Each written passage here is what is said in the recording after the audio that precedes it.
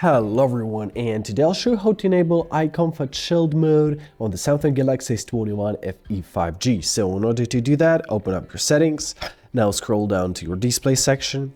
Here you'll see your iComfort Shield. So to enable it, simply tap on the switch and you'll notice the difference right away. However, if you'd like to adjust this mode, tap on the iComfort Shield and here press Custom. Now you can choose a color temperature by dragging the switch, right?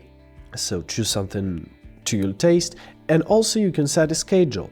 So from sunset to sunrise or custom. If you'll press custom, simply enable your time. When does it start? So your hours and minutes, AM, PM, and end.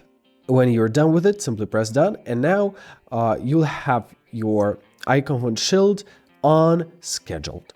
And that's it. I hope this video is helpful. Thank you so much for watching and have a great day.